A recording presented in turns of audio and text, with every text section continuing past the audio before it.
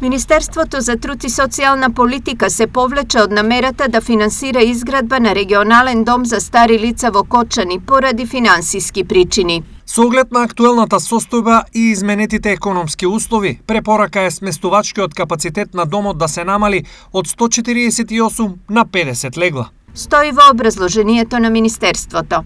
Со оваа одлука општината и кочанските пензионери не се согласуваат и инсистираат домот да го задржи предвидениот регионален статус. Од 10 години, без разлика кој е бил на власт, стоеле на тоа прашање да се реши тоа питање и презентирано пред Министерството за труд и социјална политика, има решение дадено насоко дека се обезбедат пари, така да тоа се многу елементи заврзани.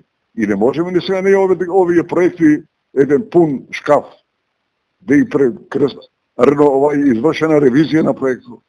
Има одобрување на комплетна вредност и супер квалитетен проект за таква намена.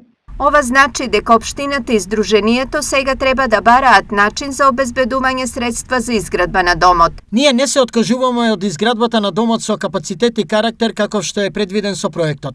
За жал, мораме да го одложиме поставувањето на темелите планирани за оваа година и да бараме нов извор на финансирање. Се работи за сума од околу 2 милиони евра. Појасни кочанскиот градоначалник Љупчо Папазов.